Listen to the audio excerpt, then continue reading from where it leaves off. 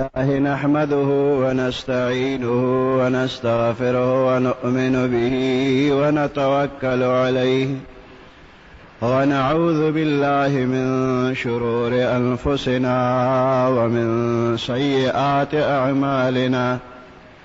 من يهده الله فلا مضل له ومن يضلله فلا هادي له، ونشهد أن لا إله إلا الله وحده لا شريك له، ونشهد أن محمدا عبده ورسوله. أما بعد، فأعوذ بالله من الشيطان الرجيم. بسم الله الرحمن الرحيم. واستعينوا بالصبر والصلاة وإنها لكبيرة إلا على الخاشعين. إن الله وملائكته يصلون على النبي يا أيها الذين آمنوا صلوا عليه وسلموا تسليما. اللهم صل على محمد وعلى آل محمد كما صليت على إبراهيم وعلى آل إبراهيم إنك حميد مجيد. اللهم بارك على محمد وعلى آل محمد كما باركت على إبراهيم وعلى آل إبراهيم إنك حميد مجيد.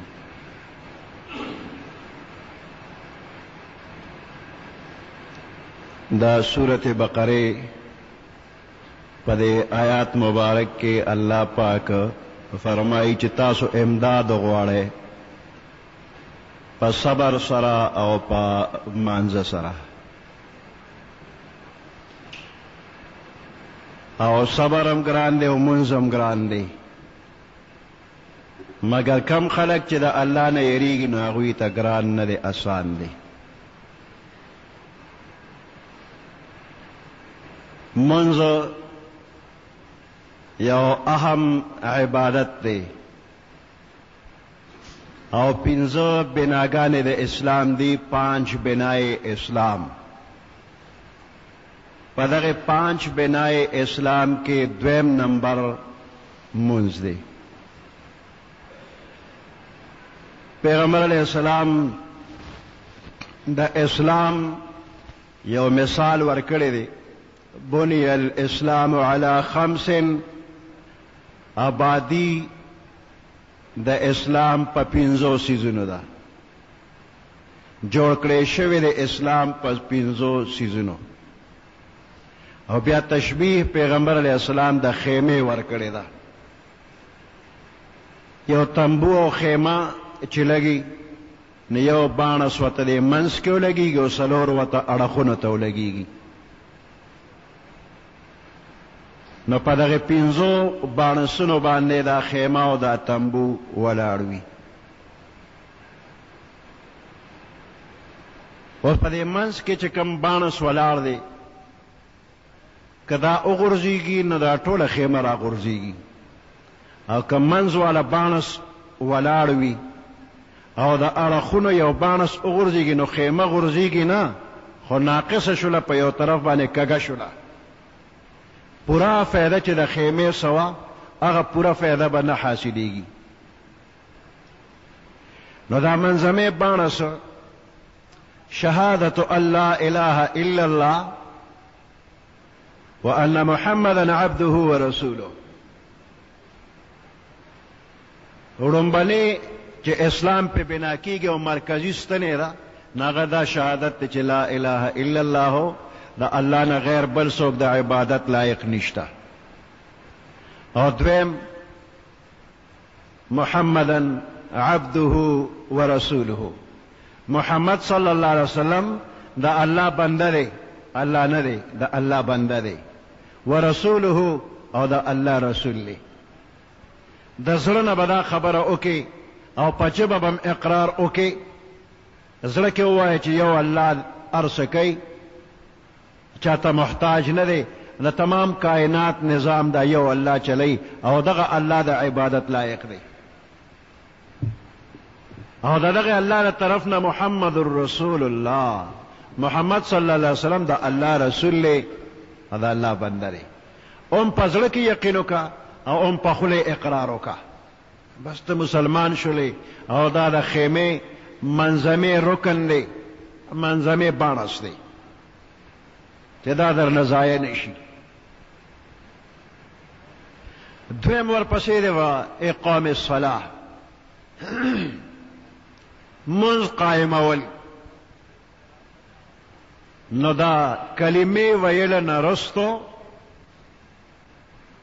بدنی عباداتو کې اولنې منځ دی او ډېر اهم دی.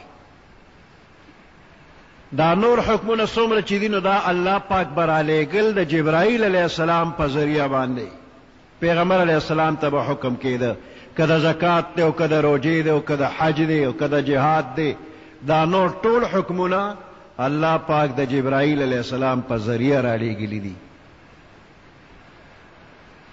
خو د مانځه حکم دا 15 وخته مونځ چې موږ کوو نو د دې 5 وخته مانځه دپاره حکم براه راست الله پاک کړی، منځ کې واسطه جبرائیل نه دی. شب معراج کې پیغمبر علیه السلام د بیت الله نه بیت المقدس پورې او د هغه ځای نه بیا اسمانونو ته او د اسمانونو نه بره چې کوم ځای پورې الله غوسته هغه ځای پورې تللی دی. په دغه شپه باندې د ډېر مخلوق عبادات پیغمبر علیه السلام وکتل. اسمانونو کې فرشتې څه په قیام باندې دي، ټول عمر قیام کې دي، او څه په رکوع باندې دي، څه په سجده دي او څه په قیده دي. او دا هر عبادت د پیغمبر علیه السلام خوښ شو، د فرشتو عبادات پیغمبر علیه السلام خوښ کړل.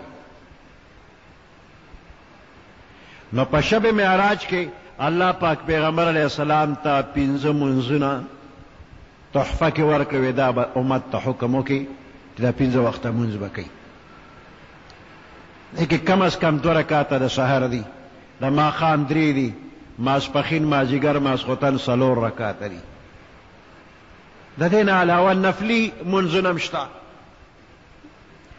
نو که یو امتي د پیغمبر علیه السلام 2 رکعاته وکړي، 2 رکعاته، نو د 7 اسمانونو د فرشتو چې څومره عبادت دی هغه عمره ثواب په دې 2 رکعاته د پیغمبر علیه السلام امتي له الله پاک ورکوي. او په دې ځمکه کې دیوونو ته وګوره نو نیغې ولاړې دي، دې چارپایانو ته وګوره دا په 4 بولي باندې په 4 خپو چې کوم ځناور دي دی په رکوع باندې دي. او دا څه چې ډېر دې ځمکې ته ورجوختي مثال په طور شمشته وګوره ورجوخته ده، داسې نور هم ډېر مخلوقات شته. نو دا په سجده دي، دې غرونو ته وګوره دا په قیده دي. نو په ځمکه هم ټول مخلوق په عبادت کې مشغول دی.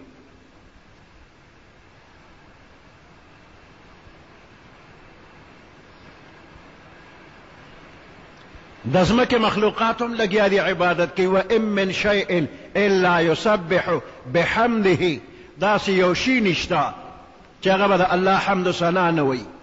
ولكن لا تفقهون تسبیحهم، لیکن تاسو د هغوی په تسبیح او په عبادت پوهیږئ نه. نو دا په ځمکه چې کوم مخلوق دي دیم عبادت کوي. نو بنده چې ته 2 رکعاته نفل وکې یا فرض وکې، ادا وکې، قضا وکې، نو په دې 2 رکعاته دومره ثواب الله درکوي لکه د دې ځمکې تمام مخلوقات چې په عباداتو کې لګیا دي، د اسمان تمامې فرشتې په عباداتو کې لګیا دي. نو ستا په 2 رکعاتو کې دومره کمال شته. دا منځ الله پاک فرض کړی دی په مسلمانانو باندې. د کلمې نه وروسته دویم فرض دی، د بنده نه ګناهونه هم کېږي. یو فرشتې دي چې هغوی ګناه نه کوي، لا یعصون الله ما امرهم. دا فرشتې نافرمانی نه کوي د الله پاک، چې کوم حکم ورته الله کوي د هغې پوره پوره تابعداري کوي، حکم په ځای راوړي. نو فرشتې پاکي دي. او موږ او تاسو ټول ګناه کوو، څوک لږ او څوک ډېر، څوک پټ او څوک ښکاره، ټول ګناهګار یو. خو د مقدار به فرق کوي، څوک به لږه ګناه کوي، څوک به ډېره کوي، او څوک به پټه کوي او څوک به ښکاره کوي. ټول ګناهګار یو. او دا خبره پیغمبر علیه السلام هم فرمایله، کلکم خطاؤون، تاسو ټول خطاکار یې، ټول ګناهګار یې، خو خیر الخطائین التوابون، بیا بهترین خطاکار هغه چې هغه توبه وباسي. ډېر به ګناهګاري، خو چې توبه دې وویستله، په دې توبه باندې الله پاک معافي کوي. او توبه داسې شی دی چې التائب من الذنب کمن لا ذنب له، توبه ایستونکی د ګناه نه بیا داسې پاک دی لکه چې د ګناه کړی هم نه ده. نو دا کبیره ګناهونه، غټ غټ ګناهونه، دې له به توبه وباسه، بغیر توبې نه معاف کېږي. او صغیره ګناهونه، واړه ګناهونه چې ته منزل را روان شي، نو یو یو قدم چې اخلې، په دې یو قدم د درجه اوچته شوله، په یو قدم د نیکي ولیکلې شوله، او په دې یو قدم د ګناه معاف شوله. په یو یو قدم کې منزل چې راځي، نو دا برکات دي چې نیکی درله لیکي، بدي درله معاف کوي، درجه درله اوچتوي په یو یو قدم. دا د مانځه برکت شو. او چې په کور کې اودس چارهدام وکړي او جومات ته را روان شي، د نفلو دپاره راځي، نفلي مانځله. نو حدیث مبارک کې راځي، وی مثال یې داسې دی لکه چې احرام دې وتړه او عمرې له روان شوي. کور دې اودس چارهدام وکړه او نفل مانځله راځي لکه چې عمرې له را روان شولې. او چې کور دې ځان تیار که او فرض مانځله راځي، داسې ده لکه چې احرام دې وتړه او حج له روان شوي.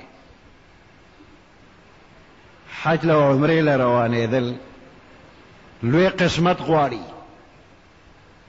د چا له پیسو وس نه کېږي او چا سره پیسې شته، نصیب یې نشته چې لاړ شي.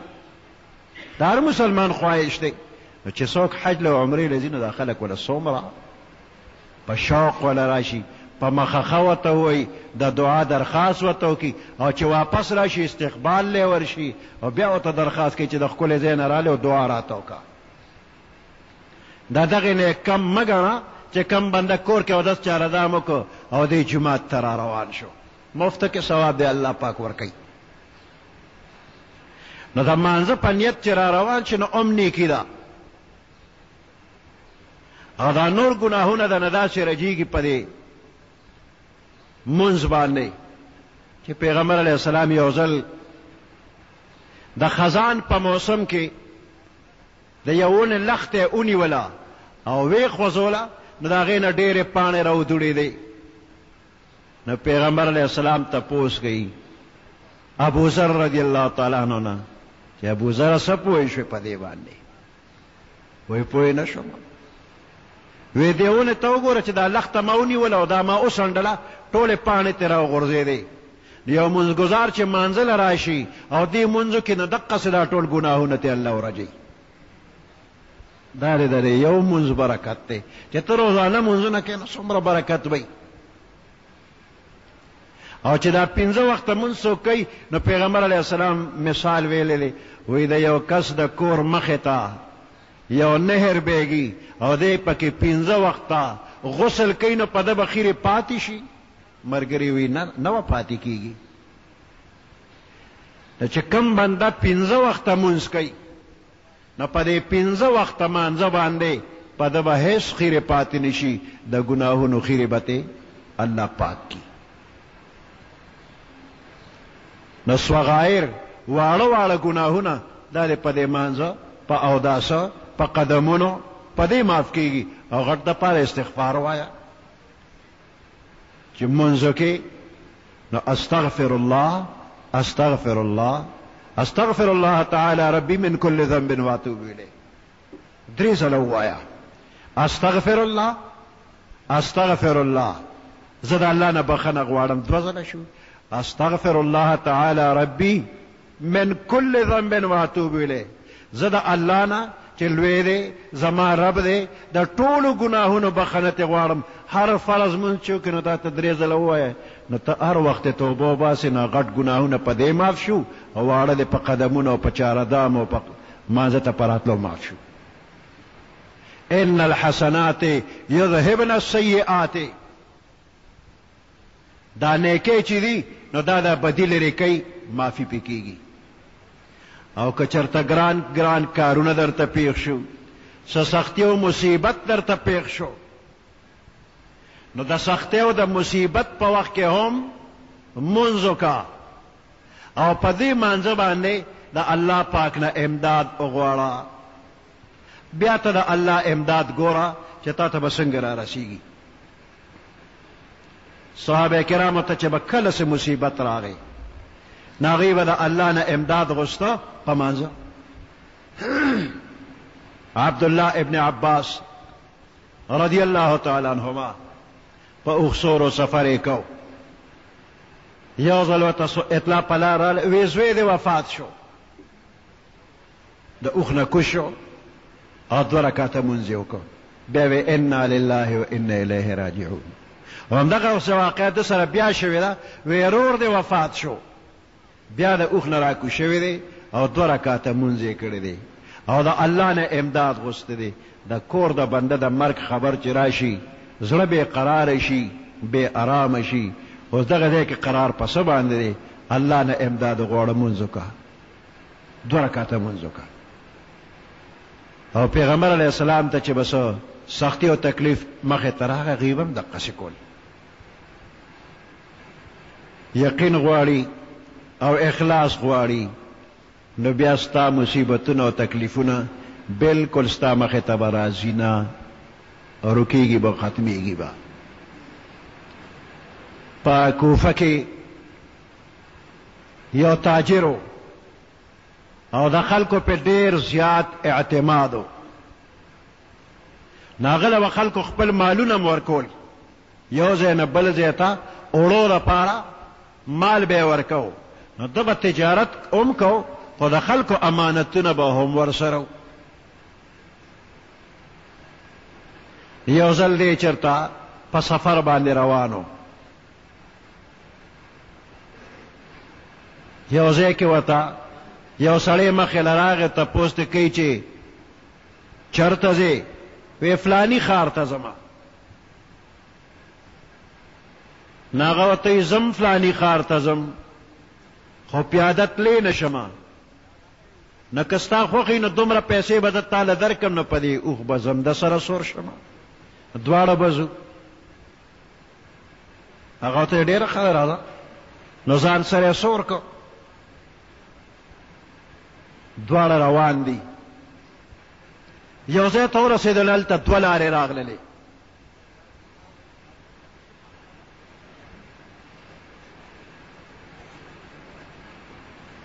چې 2 لارې راغللې نو دا تاجر عامې لارې ته مخ کړی دی او روان دی. نو دا په لاره چې کومه سورلی میلو شوې نو دا ورته په دې لار مه ځه، په دې بله لار باندې لار شه، دا اسانه ده او دا نږدې ده. هغه ورته ما ته دا لار معلومه نه ده. ورته ما ته معلومه ده؟ سورلی ورته ما ته معلومه ده او اسانه ده. یقین یې پې وکړ، ورسره روان شو. اوس دا لار اسانه هم نه وه او نږدې هم نه وه، دا په یو دشت او بیابان او په ځنګل ختمېده، د وتو لار نه وه. چې دغه خاص مقام ته ورسېده، هغه سورلی چې ده نو سمه سورلی نه وه. دا تاجر یې دوکه که او توره یې راوویسته، ورته بس اوس کوشه وجنم دی، هلته نورم مړي پراته. نو دا تاجر ورته وایي ما سره چې څومره مال دی دا مال واخله او دا اوښ هم واخله، بس تا خو دغه غرض دی. نو ما ولې وجنې؟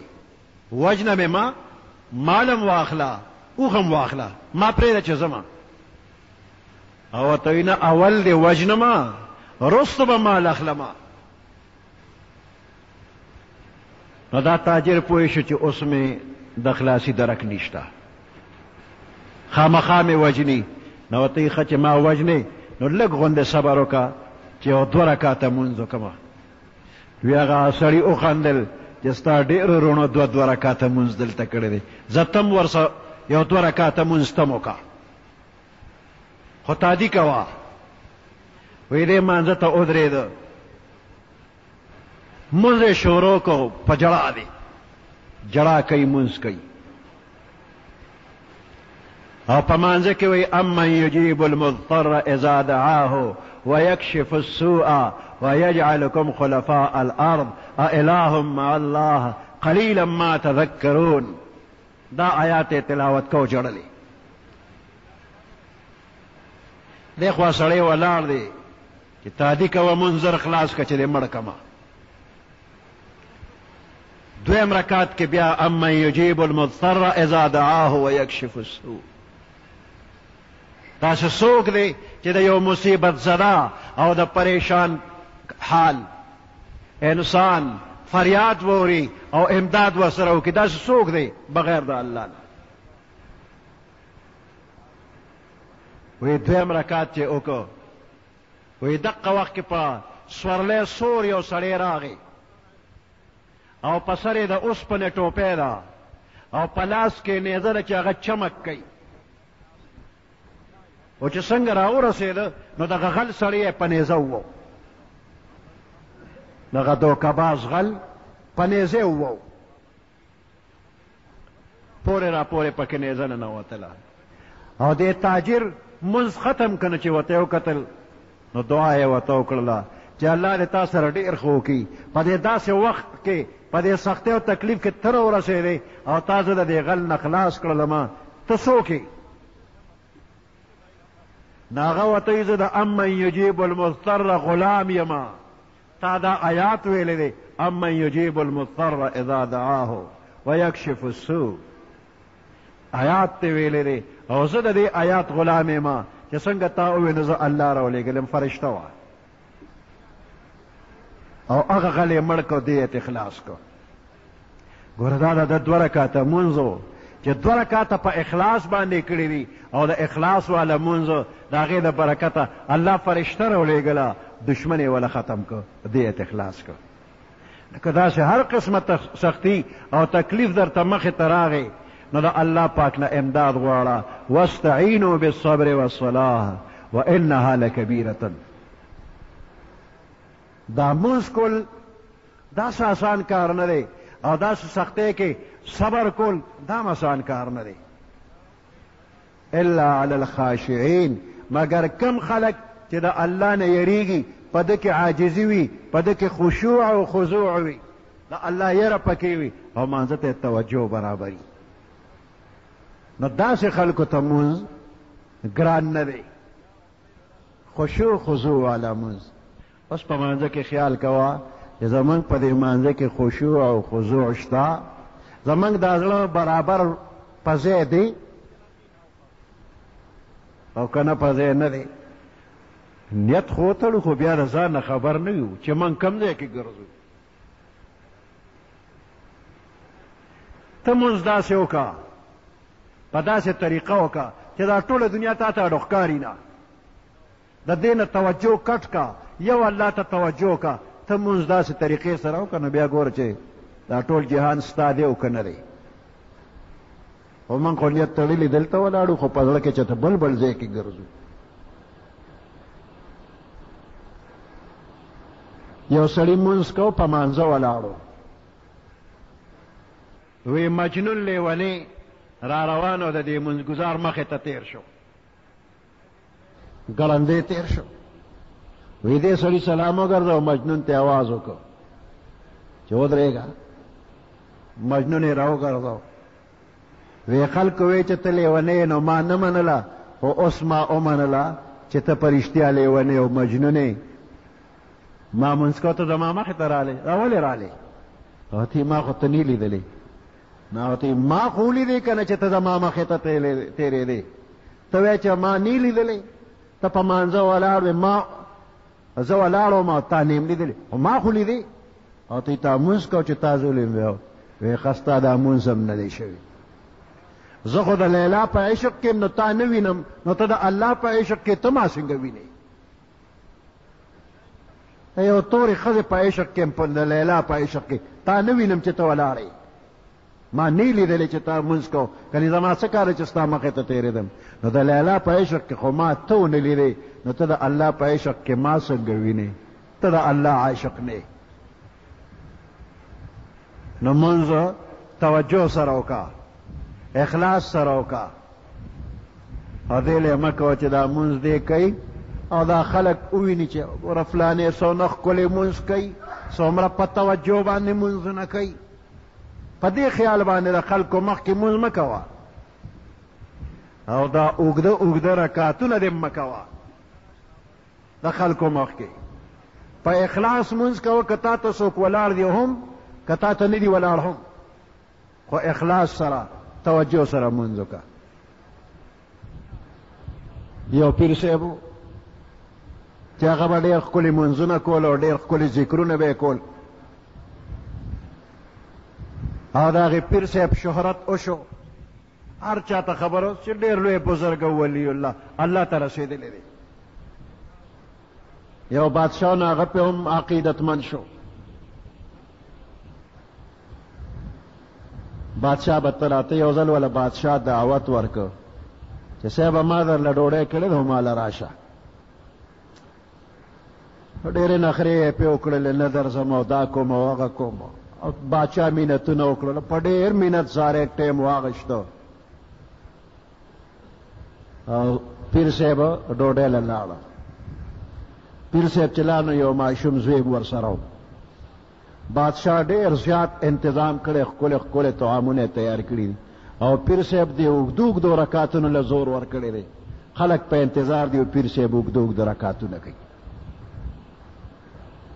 څه ډېر وخت پس چې د لمانځه نه فارغ شو نو بیا ورغی ډوډۍ ته کېناست یو نوړی یا دوه نوړی یې واغېشتل او بس لاس یې پورته کړ بادشاه ورته صاحب دا دومره انتظام ما تا دپاره کړی تا یو نوړی یا دوه نورې نه وخوره صاحبه مینت ورته کې دی نه دی ورته نه موږ الله والا خلک یو او موږ شواروس کې دا نوړی یا دوه نوړی خورو نور موږ طعام څه کوو موږ له الله رزق راکوي په هغې موږ ماړه یو او موږ دونه د دنیا د خلکو په شان طعامونه نه خورو چې هر وخت خېټه ډکو دغه نوړی یا دوه نوړی په 24 غنټې کې بادشاه عقیدتمندي نور هم زیاته شو چې صاحب خو په 24 غنټې کې یوه نوړی او دوه نوړی خوري او دا دومره اوږده اوږده رکعتونه دی چې خدای ته نه دی رسېدلی بل به څوک رسي چې د بادشاه د ځای نه ناوخته کور ته راغی نو ښځې ته ویله شابه ډوډۍ راوړه وږېمه شابه ډوډۍ راکړه کور سړی بې تکلفي نو ښځې ته ویله شابه ډوډۍ راکړه او وږېمه زه لږې مرمه ماشوم زوی دی مې هغه ورته بابا باچا خو تا له ډېر ښکلې ښکلې طعامونه تیار کړي او ډېر مزېدارونه به دې خوړلي وو که نه هلته خو د یو نوړی یا دوه تا وې نوره مېړه ته نه کېږي موړ یم اوس مې مور ته وایي چې شابه زر ډوډۍ راوړه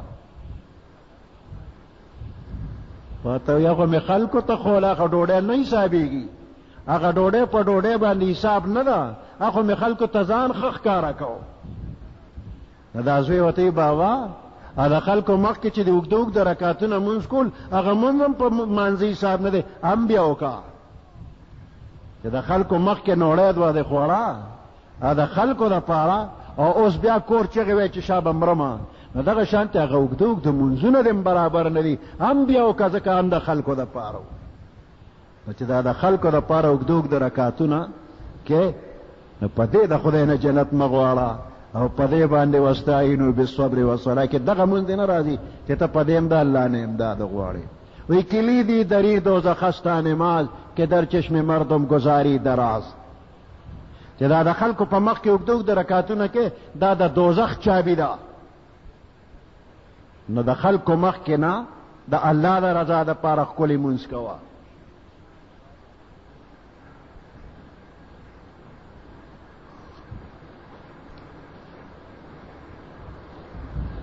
بعضې بنده وي چې نیت وتړمه او الحمد شروع کما نو الحمدلله خو سمه ووایم خو پسې والصلوات والطیبات نو چې سلام ګرځولو وخت شي نو پوهېږم چې دا خو زه ولاړه یم التحیاتو ته جوړې الحمد نه مې التحیاتو جوړه شي او التحیاتو ته کښېنم نو التحیاتو لله رب العالمین الرحمن الرحیم چې قل هو ته ورځم نو پوهېږم چې دا خو زه خو ناست یم په ولاړه باندې التحیاتو په ناسته باندې الحمد او رکعت یو دی او که دوه دی او که درې دي نه پوهېږو پې نو دا توجه به څنګه برابر شي نو د مانزه دا سبق چې وی نو د دې معنی ته خیال وکړه،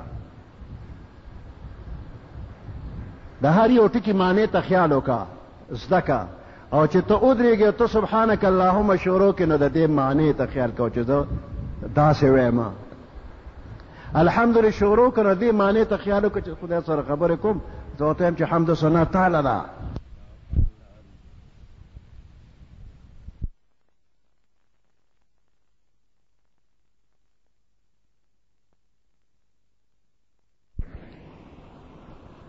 د الله پاک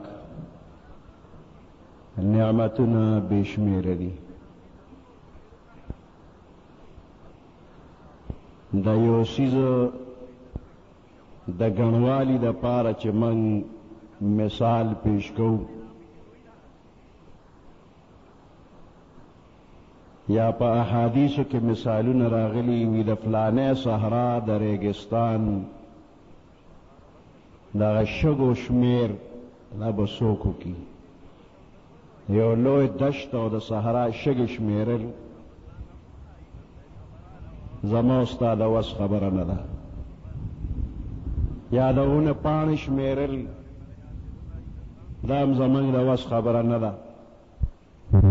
کله کله ویل بنده چې د اسمان ستوري څومره دي نو د اسمان ستوري شمیرل دا هم ګران کار دی. و دا ټول ممکن دی، دا شګې شمیرل ممکن دی چې وشمیرلی شي، دا د ونو پاڼې شمیرل دا ممکن دی او به شمیرلی شي، او د اسمان ستوري شمیرل دا ممکن دی او به شمیرلی شي، خو د الله نعمتونه شمیرل که چا شروع کړل نو دا بالکل نشي کېدی. دا تمام اولین آخرین پیریان بنی آدم په شریکه د الله د نعمتونو شمیر که شروع کی نو بالکل یې نشي شمیرلی. دا مخلوق به ختم شي خو د الله د نعمتونو شمیر به پوره نشي. نو دا ممکن نه دی، ممکن ځکه نه دی الله په خپله فرمایي وان تعدوا نعمت الله، که چېرې تاسو د الله د نعمتونو شمیر شروع لا تحصوها، الله وی تاسو به دا او نه شمیرئ، چې الله وی نشي شمیرلی زه ته څوک چې وبې شمیري نشو شمیرلی. نو دا د انسان او د پیری او د فرشتو د وس نه بهر خبره ده چې د الله نعمتونه دي پوره پوره وشمیري. پیریان بنی آدم او فرشته دا د عقل خاوندان دي، د دې نه علاوه دا نور مخلوق غیر ذوي العقول عقل دې کې نشته دی. نو دا د عقل درې واړه مخلوقه د الله نعمت شمیرلی نشي. شمیر خو پوره کیږي نه،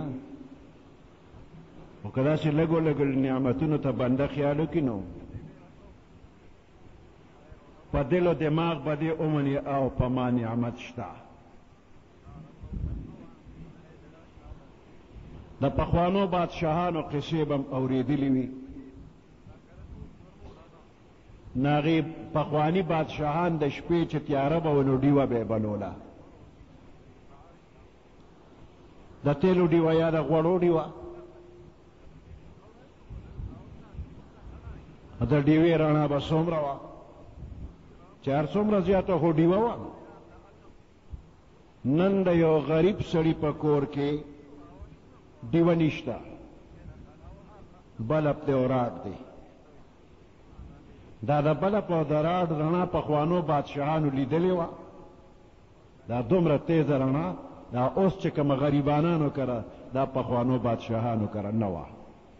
نو لږ فکر وکړه چې د پخوانو بادشاهانو نه ستا سهولت زیات نه شو، ته په دې شکر نه ادا کې. پخوانو بادشاهانو د بلب او د راډ رڼا لیدلې قدرې نه ده، نن تا کره راډ هم شته او بلب هم شته. د پخوانو بادشاهانو تصویرونه که چېرته کتابونو کې ګورې نو یو خادم ورته ولاړ دی او ورته ببوزې وایي. نن تا کره ببوزې کم دی، که غریب سړی دی نو هم پکې وکاره لګېدلی دی. پخواني بادشاهان د مچانو نه به تنګ و، مچان به پرې راتلل، نو د قجورې دا لخته دا کچا چوری چې ورته وایي دا پاڼې دا به یې داسې پستن باندې نری نری اوسېرلې لکه د ویښته غوندې به یې ته جوړ که هغې ته به یې مچ بڼک وی، مچ بڼک نو مچان به یې ته شړل، د باچا نه به یې مچان شړل په مچ بڼک. نن په تا مچ نه کښېني، تیز پکې دې لګولی دی. نو ته د هغې پخوانو بادشاهانو نه ښه نه شولې، نو په دې شکر نه ادا کې. پخوانی بادشاهان چې به په سفر باندې تلل نو په اس به سواره شو، تیز رفتاره سورلي اسو، په اوښه او په قچر او په خر به هم سورلي کوله، خو د بادشاه لپاره به اسو نه به په اس سورېده. نو په میاشتو میاشتو مزل به یې کو. او نن چې ته چېرته ځې نو پخوا چې بادشاه په میاشت کې کم سفر کو، ته په ورځ کې لاړم شي واپس رام شي، څوک دنه خبر هم نه شي. 40-50 کاله مخکې چې زموږ دا مشران به حج له تلل، 6 میاشتې به یې سفر کو. د حج دپاره به 6 میاشتې لګېدې، 3 میاشتې مخکې به روان شو او 3 میاشتې پس به د حج نه راته. نو 6 میاشتې مزل و. اوس ته په 6 ګنټې کې عربو ته رسې چې ډېر تیز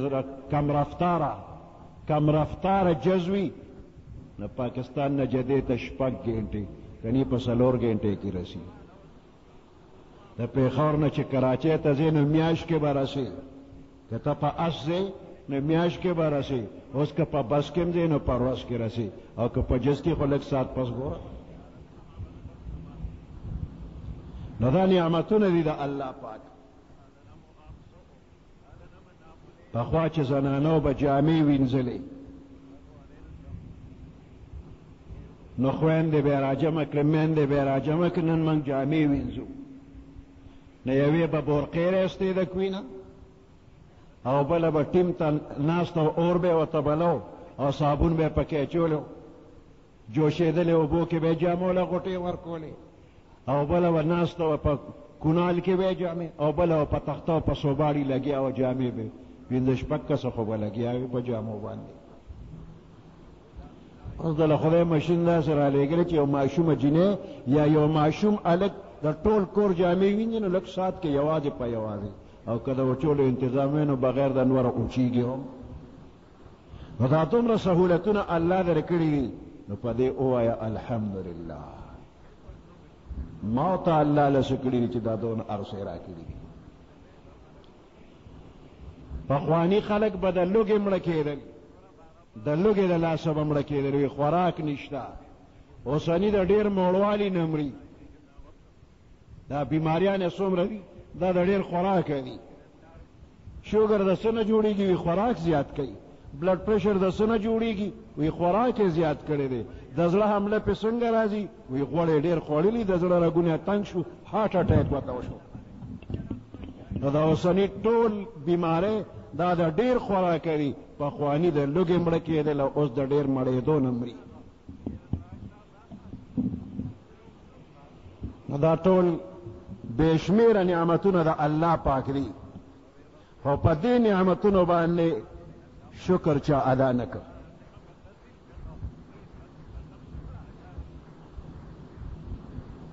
عطا ابن ابي رباح رضی الله تعالی عنہ وی الله پاک فرمایي چې د دې بندله دا طعامونه هر وخت ورکومه، ښکلې د خوراک څیزونه وله ورکومه، خو که یو وخت پې کمې راشي نو دی په مجلس کې کینی نو فریاد شروع کی چې بیګا اوږې پاتې شو او من که رسنو او واړه نهرو، ګلې شروع کی او بیګا بجلی نه و او ټوله شپه وړېدو خوب نه و. دا فریادونه شروع په مجلس کې هر څوک دا لګي، بجلی نه و، دا نو خوراک نو اسکاک نو. او الله وایي که د ده عملنامه د ګناهونو ډکه ما ته راشي نو زه د فرشتو مخکې نه بیانوم چې د فلاني بنده مې دونه ګناه وکړه دونه ګناه وایي زه نه بیانوم او که زه په ده یو پوټې کموالی وکړم نو دی په مجلس کې کینو نو زما بد شروع کړي چې خدای ماله څه نه راکوي او نن یې لوږې نه مړ کړم او نن راباندې ګرمي وه او نن راباندې یخني وه دی فریاد کوي انسان فریادي دی شکر نه ادا کوي نعمتونو ته خیال کوه او بیا داسې خیال وکړه چې د ځان نه ښکته خلکو ته ګوره نو ته به شکرګزار او که د ځان نه اوچتو خلکو ته دې وکتل نو ته به په الله اعتراض شروع کړي ناشکره به شي نن که ته په سیکل باندې ګرځې نو پام کوه موټر والا ته ونه ګورې موټر سیکل او موټر ته ونه ګورې ته پیاده خلکو ته خیال وکړه نو ته به الحمدلله شکر دی خدای زما خو سیکل شته ګوره دا فلانې پیاده ګرځي د ګرځېدو طاقت یې نشته او څونه په تکلیف روان دی او ما سره خو سیکل دی نو ته به په دې سیکل شکریا ادا کوي خو ته پیاده ته نظر وکړه او که ته موټر سیکل ته وګورې اوهو ما سره سیکل دی خپې تاوم را تاومه زه خو ستړی شوم او دا د نر بچې خو بس لاس او خپې برابر په قلار پراته دي او دومره تیز روان دی زه لا رسېدی نه شم او دی به اوس رسېدلي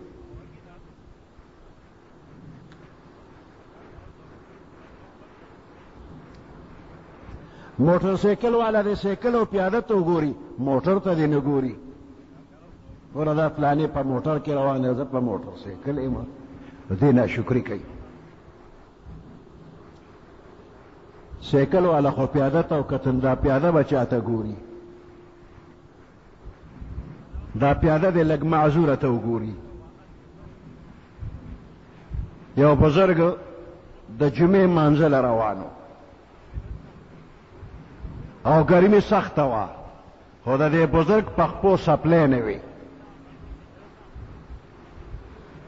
نو ګیله نه کوله خو هسې په زړه کې راله یا الله ستا دومره لویه خدایي ده هر سره سره ډېر دي و زما په خپو سپلی نشته خپې مې سوځي زړه کې بې اختیاره یو خبره رالله بزرګ په خولې ګیله نه کوي د الله نه اوړه کې راله چې زما سپلی نشته خپې مې سوځي ستا سره خو بې شمېره خزانې دي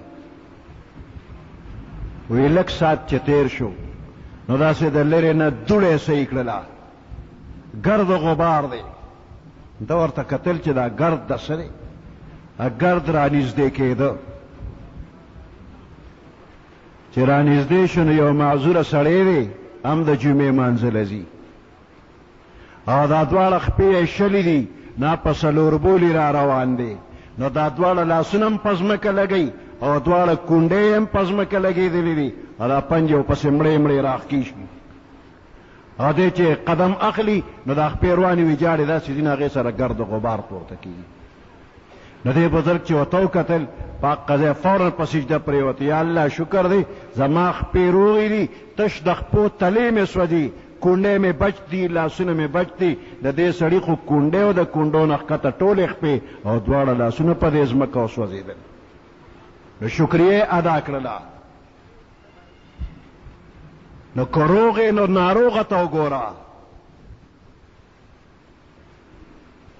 که سیکل والی نو پیاده ته وګوره د ځان نه بره مه ګوره البته په نیکو اعمالو کې بیا د ځان نه پورته خلکو ته وګوره ته 5 وخته مونځ کې جماعت ته ځې راځې و د شپې نه پاسې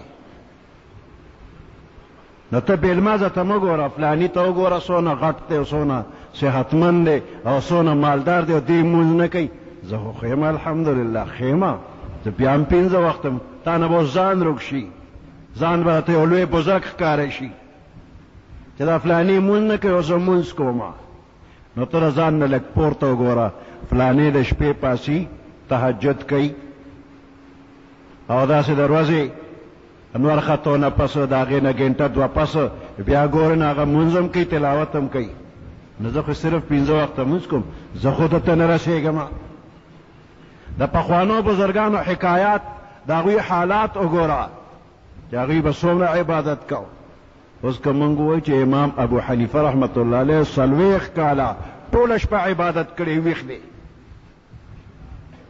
دا نه وایي چې مونږ له دې خدای توفیق راکړي. هغه امام صاحب وکنه مونږ هغه ته چته رسو، مونږ د شپې نشو پاسېدا، خو امام صاحب وکنه.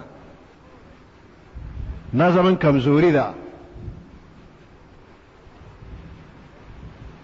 که اوس د شپې د څوکیدارۍ پوسټ راووته چرته سرکاري طور چې ته به د شپې د بازار څوکیدارې، یو شل درخواست به م ورکې او سفارش به م ګورې چې ما دې څوکیدارۍ کې واخله، نو بیا دا نه چې موږ د شپې خوب کولی شو که نه شو کولی، بیدارېدي شو که نه شو.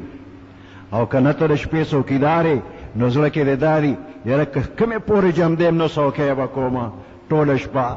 نو ګوره د شپې څوکیدار شپېلې ورسرې نه د شپې شپېلیم وایي، ټوپک ورسره که چېرته غل غده وویني په هغه ډز هم کوي، خو د هغه اړخ نه هم د ډز امکان شته چې غل د باندې ډز وکړي. او په دې شپې څوکیدارۍ کې باران شته او ګلۍ هم پکې شته، یخني هم شته او ګرمي هم شته. دغه ځای کې دا نه چې خو امام صاحب وکنه. اوس خو ته څوکیدار صاحب یې، نو ته وایې چې کومې پورې جمدیم نو که خیري څوکی به کومه، هغې کې نغدې پیسې دي او د شپې په عبادت کې ثوابونه یې نو هغه لږ قرض دي، هغې کې به څه وخت لګي. نو په عباداتو کې نیکانو بزرګانو ته وګوره، د ځان نه اوچتو خلکو ته وګوره او وایه خدایه ما هم داسې کړي، او د ځان نه کم ته مه ګوره.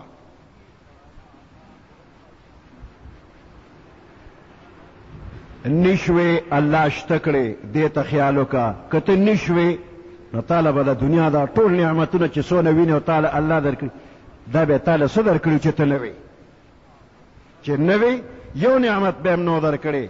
نو په دې شکر وباسه، یا الله شکر دې چې زه دې موجود کړم، زه دې پیدا کړم، د هغې نه پس دې بې شمېره نعمتونه راکړل.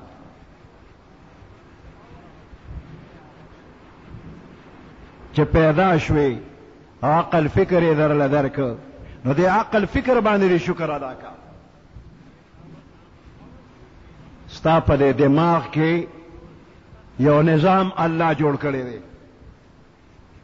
او ستا دې دماغ ته په یو سیکنډ کې د دې ټول بدن نه 1,00,000 پیغامات رسیږي، د خپو د دې ګوتو نه والا تر د سر ویښتو پورې د دې ټول بدن نه نري نري رګونه راجمع شوي دي او ستا د ملا په دې تیر کې دا ټول تارونه تللی دي، دا نري نري رګونه او دماغ ته رسیدلی دي. او په دې یو رګ کې د هر طرف نه پیغامات دماغ ته رسي، نو په یو سیکنډ کې ستا دماغ ته 1,00,000 پیغامات ورسیږي. او بیا دغه دماغ هر یو لزان له جواب ورکوي. زه ته په اړه خبرم نه وي چې موږ سره دونه نظام شته. اوس که په دې نظام کې خلل راغی نو بنده بیمار شو. که دا یو دماغ د کار پرېښوده، یو دماغ نور به ښه غټ پټې، ښه خوراک څښاک کې، ښه ګرځېدل کې، ښه لیدل کې، ښه خبرې اورېدل کې، خو دماغ د کار پرېښودو نو ډېر به خشته ښکاري، خو خلک وایي دا لیونی دی. هر څوک به ستا په حال افسوس کوي، دا فلاني دماغ کار نه کوي نو لیونی دی، نو عقل یې نشته. نو ته شکر وباسه، یا الله شکر الحمدلله چې زه دې روغ جوړ پیدا کړم، زه لیونی نه یم. که دا یوه ژبه درنه واغېشته نو ستا په زړه کې بې شمېره خبرې دي، د هغې اظهار به بیا په څه کې، بیا په لاسونو هغه اظهار نشي کولی، په غوږونو، په پوزه او په شونډو او په لاسو په خپو باندې هغه د زړه دننه خبرې هغه ته نشي ښکاره کولی، خو ژبه الله درکړې ده. نو په دې ژبه ته اظهار د ما فی الضمیر کې ستا په زړه کې د خوشحالۍ خبرې دي، ستا زړه کې د خفګان خبرې دي، ګیله مانه ده، شکریا ده، دا ټول ستا په دې ژبه باندې راځي. په دې یوه ژبه کې 3,000 خانې دي، وړې وړې کندې دي پکې په دې ژبه کې، او ستا خولې ته چې کوم شی ورغی هغې کندو ته ورسېده او په دې کې یو لیباټري لګېدلې ده او فورا دماغ ته لاړ شو، دماغ ورته وایي دا شی چې خولې ته دې واچو دا خوږ دی، دا پیکه دی، دا مالګیجن دی، دا بې مالګې دی، دا یخ دی، دا تود دی. 3000 خانې پکې دي. پوزې ته خیال وکړه، ته خو په هوا تیرې او ساه اخلي، او د ګرمه هوا د دننه نه بار را اولي، خدای کې خوشبو بدبو وغیره دا نظام د الله درکړی دی. که دا پوزه دې خرابه شوله ته به خو خراب شي، څو پېژنې، خو بس خولې ته یې ورچوه. دا ټول الله پاک نعمتونه دې بندیانو له ورکړي دي. په دې نعمتونو باندې به د الله شکریا ادا کړي، چې شکریا دې ادا کړله لئن شکرتم لازیدنکم، الله به دله دې کې ډېر برکتونه واچوي. په لږ وخت کې د دې ټولو نعمتونو نه به ډېره فایده واخلي. لئن شکرتم لازیدنکم ولئن کفرتم، او کنه بے قدری دې وکړه، د دې نعمت د قدر اونک شکر دې ادا نک، ان عذابی لشدید، الله وی بیا مې عذاب سخت درنه بیا والما، دا نعمتونه به درنه والم، نور به نه درکوم. الله دې د عذاب نه وساتي. په هر نعمت باندې د الله پاک شکریا ادا کا، او ګیلې د خدای نه مکوه. یو بندو او سات پسات به د الله نه ګیلې کولې، فلانې شی دې نه را کړو، فلانې دې نه را کړې. دې ډېرو ګیلو نه وروستو الله پاک د هغه په زړه کې دا خبره ور واچوله چې د دې ځای نه هجرت وکړه، بل وطن ته لاړ شه. نو بل وطن ته لاړه او په هغې ځای کې وخت تېر کړ او ډېر لوی مال او دولت یې وګټه، ډېره موده تېره شوله او ډېر مال یې وګټه. بیا په زړه کې راغله چې زه خپلې علاقې ته ځم، خپل کلي ته ځم. را روان شو، نو هغه ټول مال حال په 3 اوښانو باندې بار کړ. کلی ته راځي، په یو دشت باندې راغی، نو په اوښانو سره زر شته، سپین زر شته، کپړې قیمتي شته، لال جواهرات شته، خو ډوډۍ پکې نشته. نو غیر چاپېره لرې پورې چې نظر لګوي نو انسان په نظر نه راځي، او دې د لږې د لاسه ډېر زیات کمزورې شو، خوراک غواړي. په دغه دشت کې یو فرشته د انسان په شکل راغله، ډوډۍ ورسره وه. نو دی ورته چې سړیا دا ډوډۍ ما له راکړه، او ته غیر چاپېره نظر ولګوه، لرې پورې آبادي نشته دی، او دا ډوډۍ زه خرڅوم نه. وی ما ته تکلیف دی، خیر دی 500 چې راکې، نو مال یې راکړه. دا ورته زه نه خرڅوم.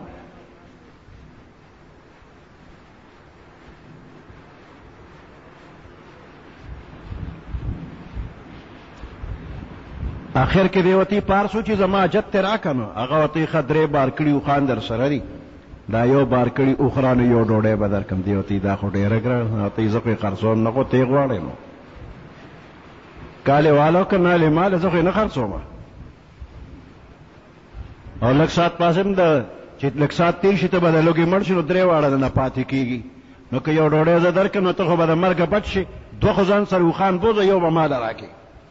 د فکر وکړو یو چې 3 واړه وخان پاتې کېږي، نو زه یو به ورکم، 2 خو به راته پاتې شي. یو بار کړي اوښې ورکړه او یو ډوډۍ ولا هغه ورکړله، وی خوړه په سترګو یې رڼا شوله. بیا روان دی مزل کوي، بیا په خوش ځای کې وته د تند تکلیف شروع شو. غیر چاپېره د اوبو بیا درک لګېږي نه، نو بیا فرشته د انسان په شکل کې راغله، اوبه ورسره وي. نو دی ورته ما لږې اوبه را، او ته یې نشم درکولی. وی په پیسو یې را، په قیمت یې راله راکه. او زه خو خرڅوم نه، خو که ته غواړې نو دا تا سره 2 خان بار کړي، یو ماله راکه، یو ستا شو، اوبه اوس کا.